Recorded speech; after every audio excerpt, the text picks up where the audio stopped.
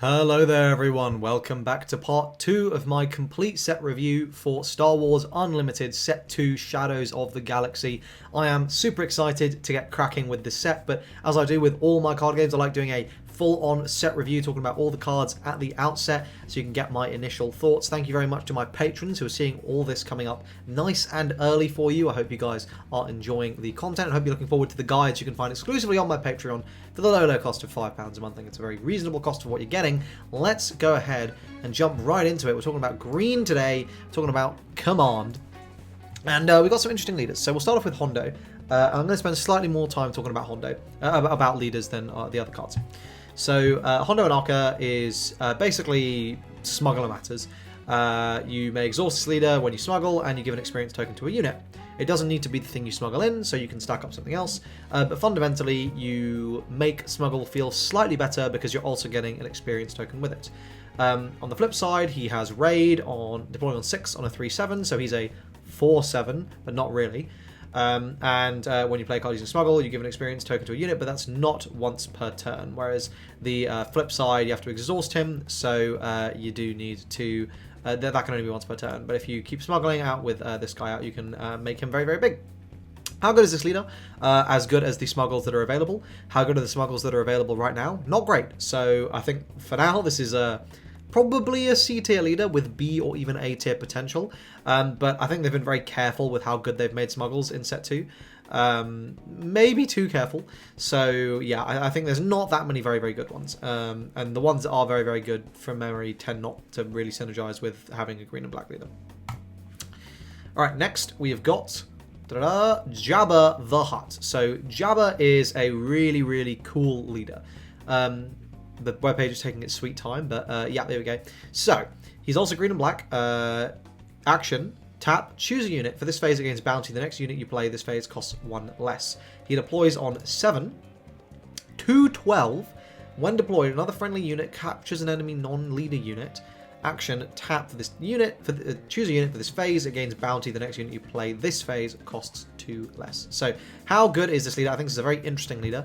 I think Palp we might not be playing Palpatine anymore, because I think everything Palpatine kind of did, I feel like Jabba can just do.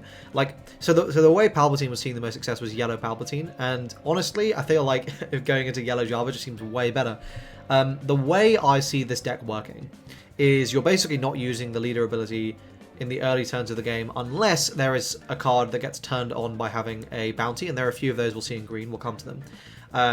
And for those, yes, you will be using it. But by and large, the way I see this working is from resource 4 or 5 onwards, that's when you start actually using this ability, because you need to develop a bit of a board. You need to be able to actually secure those bounties to be able to get these units out. And I think the real pivot point is if you start playing your powerful 7 costs in villain, for 6, if you're playing a Vader for 6, a Maul, who we'll talk about for in a moment, for 6. If you're playing these units 1 turn early, that's really good. Again, you have cards like Resupply, right? So your curve could very well be turn 1, play a thing, turn 2, resupply, turn 3, you're on, 5 resources. So now you're sitting there going, okay, well, I'm on 5. Now maybe I can look at trying to secure that bounty, or I can play something quite big. That's not unlikely to get removed. That is unlikely to get removed because I'm ahead on resources. It's going to be bigger than usual. And then suddenly your opponent's going to be on 4 resources, on 5 resources while you're playing Vaders, right? That's potentially very, very scary. So that's the way I see this going. I think that's where there's the most potential, but we'll need to wait and see an experiment. But I think a lot of potential in this leader. It's the leader I'm probably most excited for from green. Definitely the one I want to experiment with a lot. And I think there's some serious potential. I'm going to put it in A. Next, we got Moff Gideon. This is the starter deck leader. So action, attack with a unit, costs 3 or less. If it's attacking a unit, it gains +1 for the attack. So this is very, very good in enabling just you to board control. I think that's going to be necessary because this guy he deploys on 5.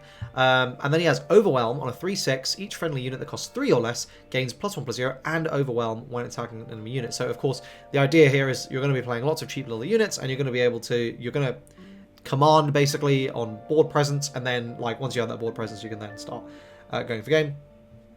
I don't know how good this is going to be. I'm really conflicted. I think there's some insanely powerful cards that like get buffed by this, right? Like one that comes to mind is Emperor's Royal Guard. This is an Imperial and an official. So Emperor's Royal Guard will have Sentinel, and while this is deployed, and will be a 4/5. Like that's really good. So I think like with Overwhelm, right? So when you're talking about cards like that, like that's seriously strong. So I think there's potential. I want to experiment with it, but I would say B for now. Next, we've got Boba Fett, and this is our first hero leader. So I think Boba is a very, very powerful leader. So when you play a unit that has one or more keywords, you may exhaust this leader if you do give a friendly unit +1/+0 for the phase. So again, one of these sort of triggered abilities you don't have to use an action on, it just happens. And keywords is the easiest thing in the world to have go off. And then on the flip side is a 4/7, deploys on 6. Each other friendly unit that has one or more keywords gains +1/+0. And this is a crazy deploy effect, right? You're basically giving your whole board +1/+0, which is really, really strong. I think like this, it's just very powerful, right? You're in green, you're going to be able to ramp. You could go double green if double green ever gets like good cards. Spoiler, it didn't. But yeah, I just think you're going to get a huge amount of value through just, I mean, keywords are already good, right? Like keywords like Ambush, Overwhelm, Shielded, Sentinel. Like all of these are really, really good, and you're able to just like buff up your stuff for the phase. And like, I feel like there's a mistake in sort of evaluating these for the phase abilities, right? Because it's like, I think if you come from most other card games, you hear for the phase, you hear for the turn, and you go, oh, that's not that good. But like, remember, in this game, the phase is our turn. So actually, like, you know, if you do something immediately, like you play a Sentinel and then you buff the Sentinel, like that might be as long as the Sentinel lives anyway. You're getting all the value out of it. So I don't know. I think this is a really powerful effect. I'm putting this leader in A, potentially S tier, probably A tier though. I think this is one of the leaders that has the strongest potential from this set. And I think our last green leader is going to be Hunter. And honestly, I'm not going to waste any time with this leader. I think there's a block of text, but basically it's a bad draw one. Essentially, he deploys on 7 for 5/8, so he's got great stats. He has Overwhelm, which is really, really good. But basically, I think this is a leader I'm going to keep in mind long term. I think in this set, he's pretty unplayable. But unique, I believe, and you're going to have to, you know, double check this for me, but unique is only the first part of the name. It's not the subtitle. So what that means is this is checking when it says the same name, or like shares its name. It's checking for only that first name. It's not checking for the subtitle. So what that means is, as we get more and more of the same character with different versions moving forward, Hunter might suddenly become very, very good when, oh, well, if my whole deck just shares names, this is just draw a card. It's actually just draw. And like that could be very, very good. Because he's a 5/8 as well. Like that's good stats. That's Vader stats, right? Like it's Vader stats, Overwhelm. Like let's not sleep on this. This is not bad intrinsically. It's just, I think right now you're getting no value out of the leader ability. It's too much of a build around, but maybe in a year we can come back to this. So that's all of the green leaders. Let's move on to the characters. So we start off with Salacious Crumb. This is an interesting card. Obnoxious Pet. Certainly obnoxious. This is a 1/3 with a when played to heal and an action to bounce it to burn. I think this is very good. I think in the decks that are going to be able to use this, doing something like McClunkying it or playing this in combination with the mother, whatever it's called, the worm mother card, to just like ping damage to base, heal damage from your own base, deal damage to a ground unit on like this loop every single turn could be very, very good. I'm interested to see this card in Boba Green. I just think like you always have a resource in Boba Green, right? Like you literally always have it. And like a lot of the time you just have that resource going spare.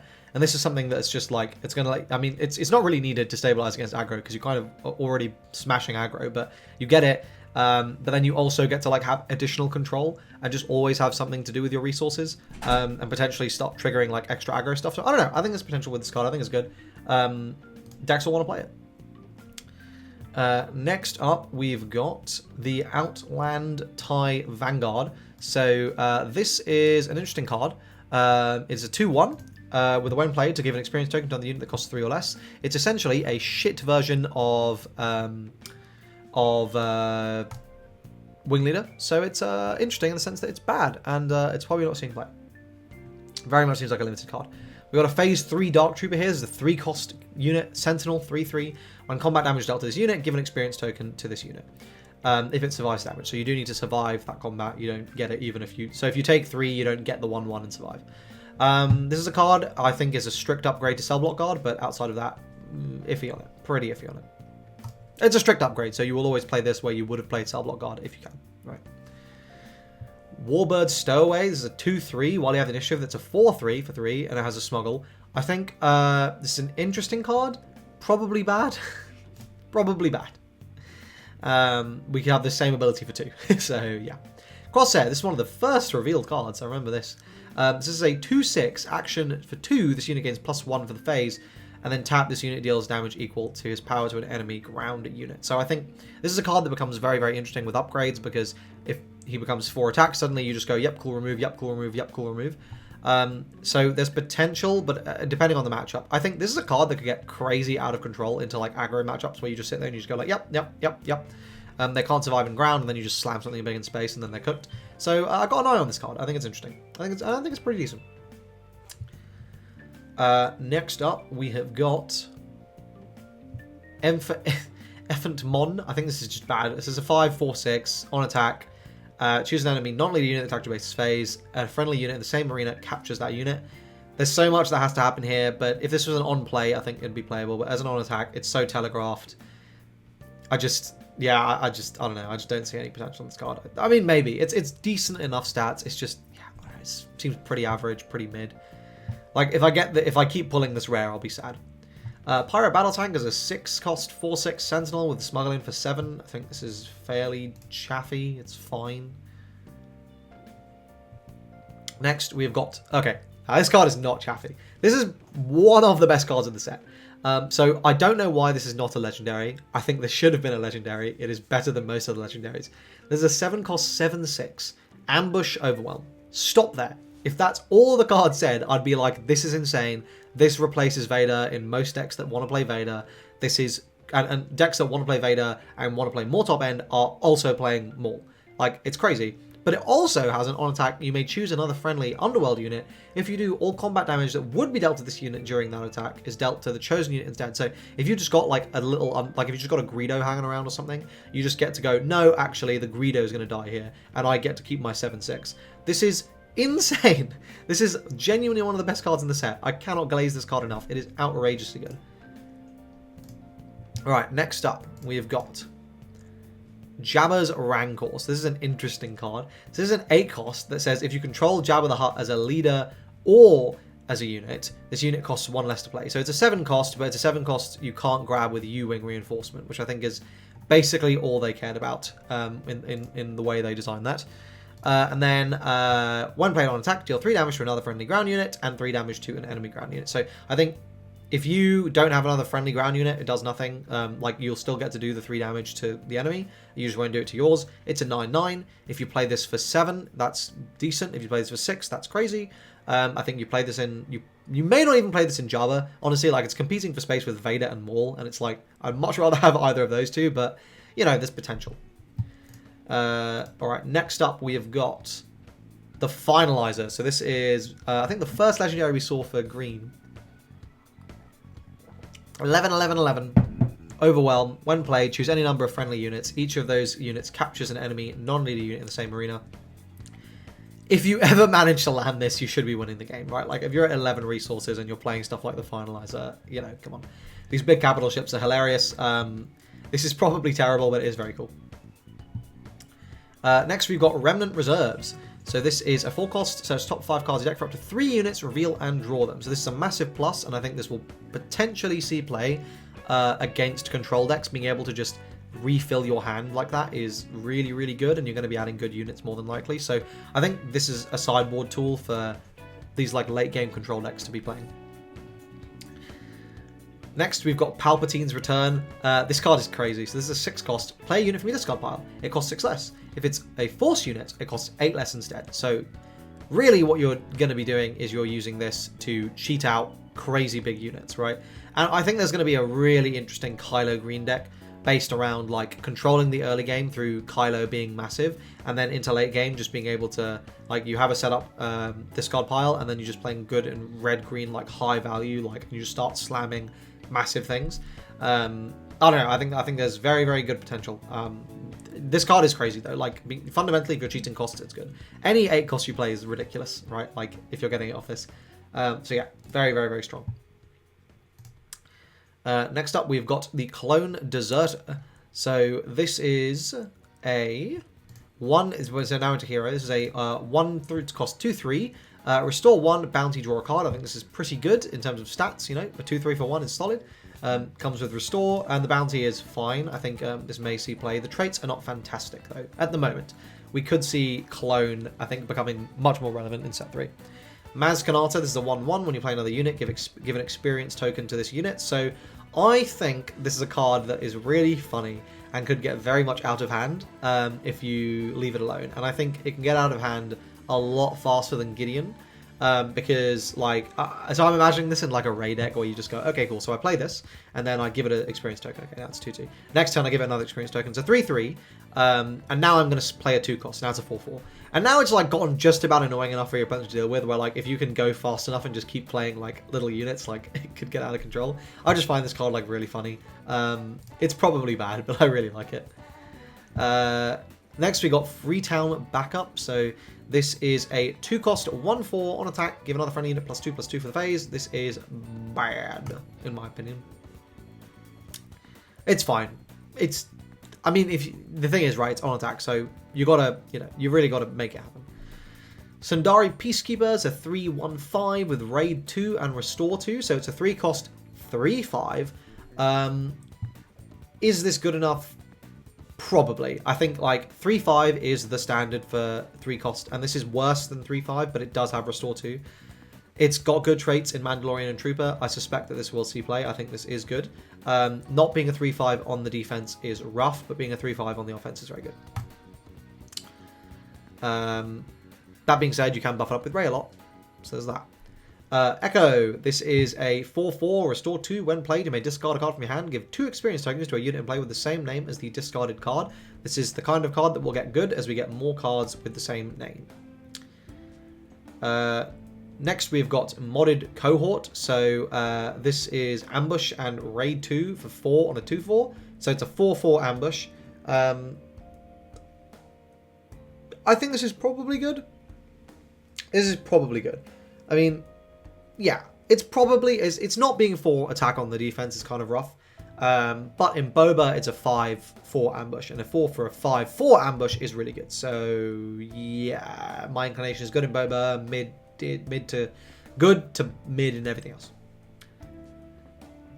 Next up, we've got a Delphi Patrol Wing. This is a 5/4/6. When played, you may attack with the unit if you have the initiative. It gains +2/+0 for the attacks. This is a massive ship you slam down and also dunk some damage in. This is potentially decent. It's pretty expensive, so, but it's any unit, so I think there is potential for it. I definitely don't think it's bad.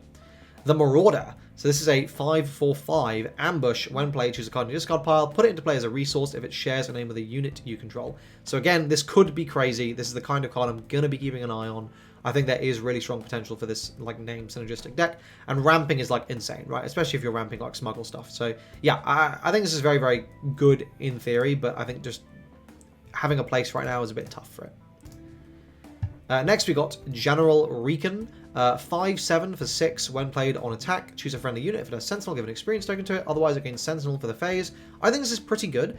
It's quite expensive. It's something you play fairly late, but like, if you're just able to give Sentinel to stuff like every single turn, I think that's really strong. So we'll see. I think this probably comes out too late to be relevant, but it's not terrible in theory. But I think it's probably not good enough. Inspiring Mentor. This is a 2-cost upgrade. Attached unit gains on attack and when defeated, give an experience token to a friendly unit, and this is a 1/1. So I think if you, in principle, this is better than Academy Training, but Academy Training saw 0 play. So will this card be good enough to see play? I think there's potential. I think there is potential, so I'm going to say, yeah, this is probably decent. Like, each turn you're able to swing, this gets better, right? So if you slam this on your leader, that could get very, very, very good. Next, we have got... I like the idea of some Rey, right? Like, suddenly Rey's like slinging around 2 experience tokens every attack. Spark of Hope. Choose a unit in discard pile. If it was defeated this phase, put it into play as a resource. I like this card. I think this is going to be really easy to trigger, actually. I think this is not going to be that challenging to make happen. I think the biggest problem with this card is how it disrupts your curve, but, like, you know, Hero Green just was struggling to ramp as much as Villain Green, so I'm glad that Hero Green at least, like, now has a second ramp tool, even if it's not as good as Super Laser Technician. Although we have seen SLT is really behind the curve in stats now. Rule with respect. A friendly unit captures each enemy non-leader unit that attacked your base this phase. For this to be worth it, you need to be capturing 2 to 3 things. This is a legendary. I don't know, man. Like, this seems really bad. Like, if it's a 1-for-1, there's so many cheaper ways to capture, right? And your opponent has to attack with it, right? I will say you can put this onto your leader, which is always decent. Like, when you're able to capture stuff in the leader, that's very good. We need to double check the rulings, because as the rulings are, before, like as things stand, like, a leader never leaves play. So if you capture with a leader, do they say captured forever? If they do, then this is really good, because if you just slap it onto your leader once you deploy, like, okay, now we're cooking. But if it doesn't, then I'm low on this card, with potential to be medium to, but very limited potential to be high on it. Enterprising Lackeys. This is a 4-cost 5/5 double green. When defeated, you may defeat a friendly resource. If you do, put this unit into play as a resource. And it smuggles in for 6 and double green. So the idea is this is basically infinite. Like, you never lose it. You always have something to do. And I can see this potentially being quite useful in these massive, long grind games. So yeah, a playable double green card for once.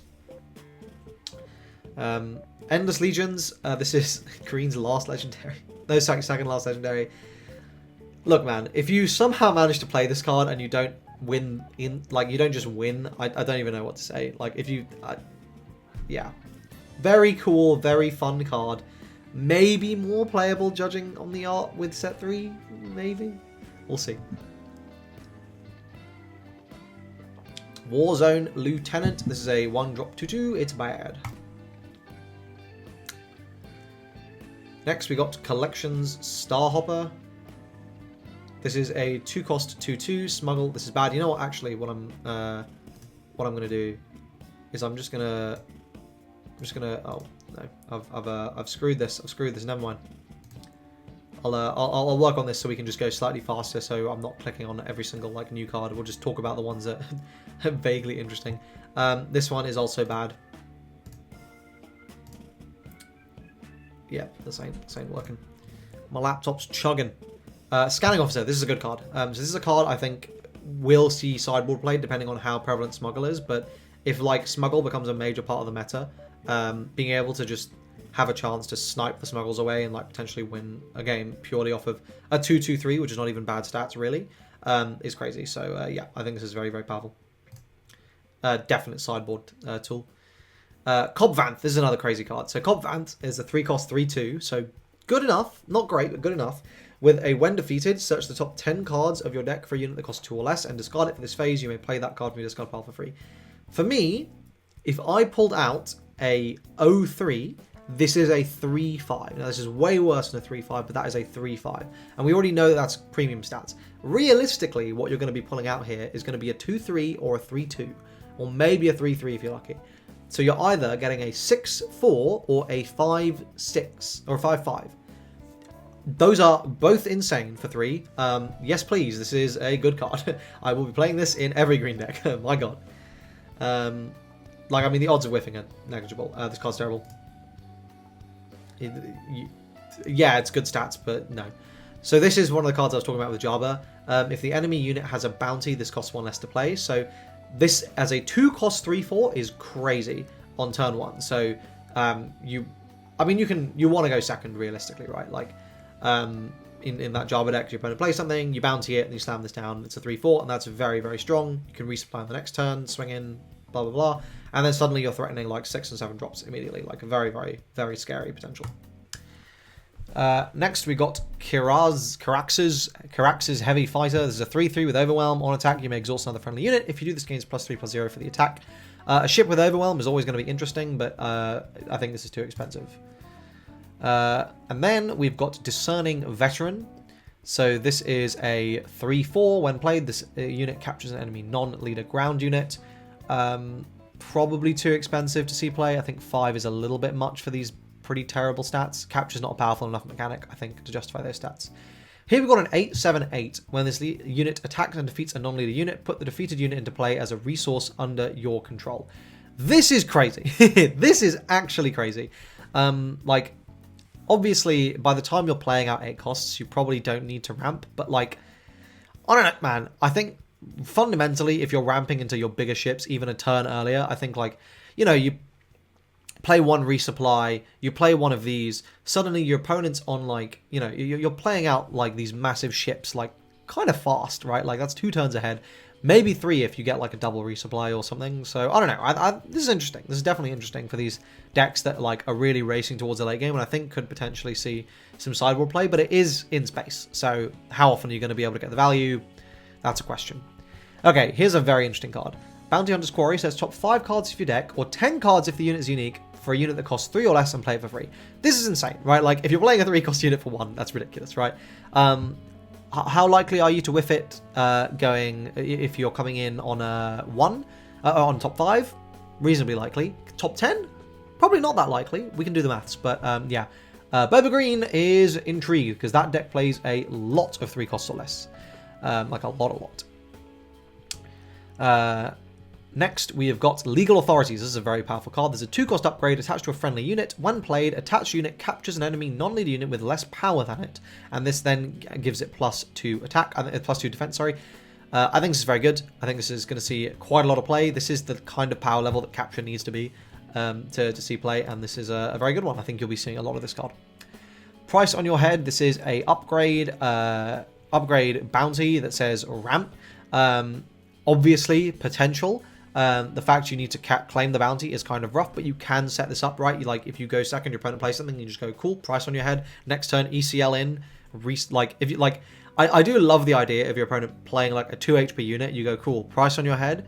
Next turn, ECL in a super laser technician, ramp, and suddenly you're like, suddenly you're on 5, and next turn going to 6. That is crazy. So I think that alone, there's potential, but we'll see. We'll need to try this card out.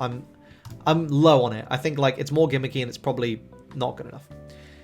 Alright, next we got the Darksaber, and this is probably the best green legendary. So this is a 4-cost upgrade, +4/+3, attached to a non-vehicle. While playing this upgrade on a Mandalorian, you ignore its aspect penalty, so that's good.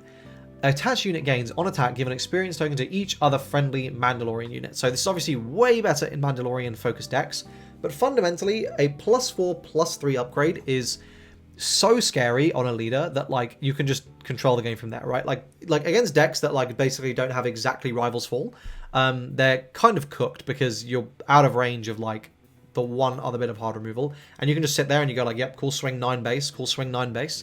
I think this card is gonna see play. I think Sabine Green is playing this card, like, for sure.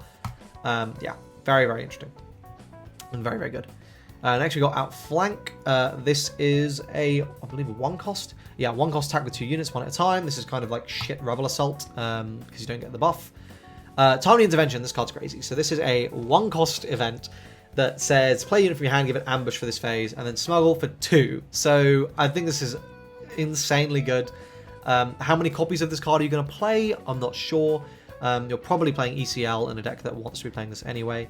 But fundamentally, like, giving a card ambush is ridiculous. Being able to give a card ambush for 1 is, like, so fair. Like, it's so fine. For 2 out of the resource row, not taking card out of your hand is also, like, super fine. So, I don't know. I'm very, very high on this card. I think this is a really, really powerful card. It's not as good as ECL, obviously, but, like, it's so good. I'm very, very high on this card. I think it's really powerful. Next up, we got Moment of Glory. This is terrible. Take Captive is the next card. A friendly unit captures an enemy non-leader unit in the same arena. I think this is probably bad. I think capture is just like, it's a mechanic that's too easy to interact with to be at these kind of premium prices. This card's terrible. What are you doing if you're playing this for 7, right? Like, it's so bad. So niche. When are you actually getting, like, value out of it? Oh, and that's taking us into these red cards, but we're actually not done yet, as there's a few more cards here that got shown thanks to some early openings. And my understanding is the NDAs are all up, so these are good to get shown. My laptop is really chugging along here, but first we've got Enforced Loyalty. So defeat a friendly unit. If you do, draw 2 cards, and this is a double green card. I think this card is quite terrible. Next we've got Weequay Pirate Gangs. That is the green card in this image. So that's a 4/3/3 ambush and smuggle. I think that's pretty bad. I don't think you're ever wanting to do that. Next we have got Commission. This one might see play. It's a 1-cost event. Search the top 10 cards of your deck for a bounty hunter, item, or transport card. Reveal it, draw it. And then the smuggle's in for 3. So that's really powerful tutoring. Like, you might, I mean, functionally you're probably going to find everything you need, but like, I'll be curious to see whether or not this sees play. In a deck that's playing almost all bounty hunters, like, you probably do just play this over something like Recruit. But yeah. Then we got Gamorrean Retainer. This is a 3/2 that sometimes gains Sentinel. I think that's pretty bad. And that is it. So that is the last of the cards. So overall, I think green's got a lot of very powerful tools. I'm very excited to play Jabba. I'm very excited to play Boba. I think there's really strong potential for both of those cards. I hope you guys found this video useful. If you did, please like and subscribe to the channel. Thank you to my patrons who saw this early. 2 more of these coming out, and then a leader tier list plus discussion of the remaining cards. So look forward to those, and then we get our deck profiles and all that sort of exciting stuff. But there we go. That's it. Thanks so much for watching, and I hope to see you guys in the next one. Cheers.